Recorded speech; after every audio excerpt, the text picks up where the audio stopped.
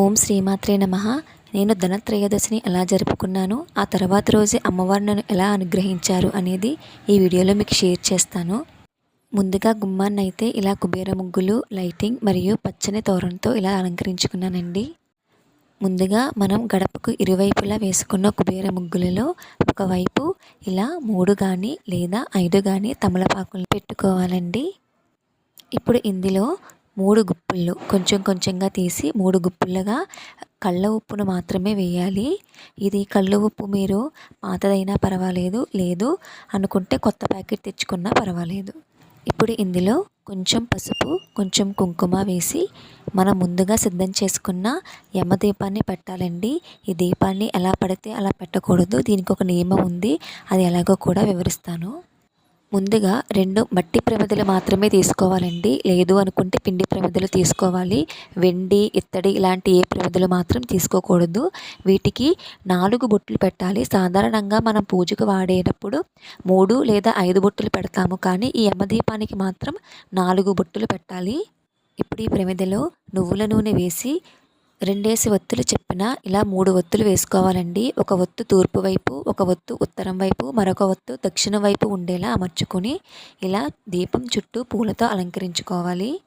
ఇప్పుడు యమధర్మరాజును తలుచుకుంటూ అగరొత్తుతో మాత్రమే దీపాన్ని వెలిగించండి, అగ్గిపెట్టితో వెలిగించవద్దు. వెలిగించిన తర్వాత యమధర్మరాజుకే సమర్పిస్తున్నట్టుగా మీ మనసులో భావించి దీపం కుంది దగ్గర పసుపు, కుంకుమ, అక్షింతలు వేసి ఆ స్వామిని మనసారా తలుచుకొని మీకు కానీ మీ ఇంటిలో ఎవరికి కానీ ఎటువంటి కీడు సంభవించకుండా కాపాడమని ఆ స్వామిని ప్రార్థించండి. తర్వాత స్వామికి అగరొత్తు ధూపం చూపించి నైవేద్యంగా 2 బెల్లం ముక్కల్ని సమర్పించాలండి. ఇలా సమర్పించిన తర్వాత మనస్ఫూర్తిగా స్వామికి దండం పెట్టుకోండి. ఈ దీపం కొండెక్కిన తర్వాత అంటే మరుసటి రోజు ఈ పూజకు వాడిన పువ్వులు, అలాగే ఉప్పు, ప్రమిదలతో సహా పారే నదిలో వేయాలండి. ఇవి ఇంటిలోకి తీసుకురాకూడదు. పారే నదిలో వేసిన తర్వాత కాళ్ళు చేతులు శుభ్రంగా కడుక్కొని మీరు ఇంటిలోకి రావాలి.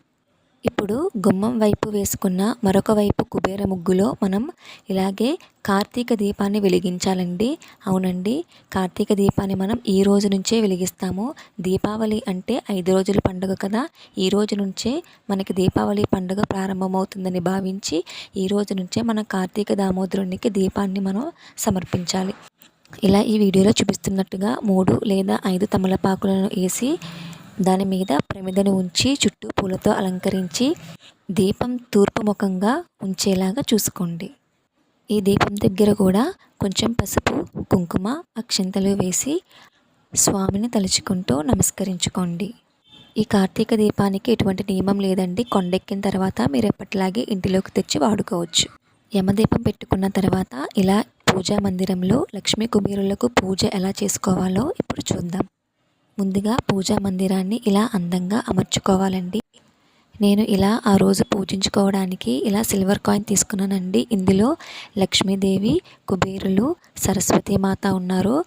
వెనకాల కుబేర యంత్రం కూడా ఉందండి.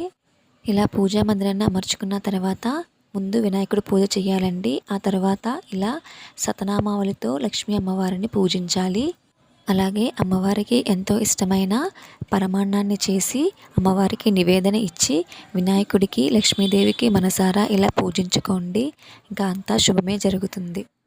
ఇక ఈ ధనత్రయోదశి రోజున సాక్షాత్తు లక్ష్మీ అమ్మవారిని, అదేనండి మన వెంకటేశ్వర స్వామికి ఎంతో ఇష్టమైన తులసి మాతను నేను ఇంటికి తెచ్చుకున్నానండి. ఇలా కొత్త తులసి మొక్కను తెచ్చుకుని ఇంటిలో పెట్టుకున్నాము.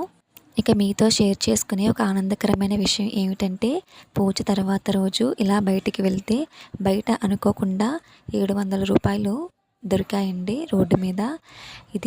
ఇది ఎందుకు వాడతామో, ఎలా వాడతామో అన్న విషయాన్ని పక్కన పెడితే సాక్షాత్తు ఆ లక్ష్మీ అమ్మవారే మమ్మల్ని అనుగ్రహించి ఇంటికి వచ్చారనే భావనతో చాలా సంతోషంగా ఉంది.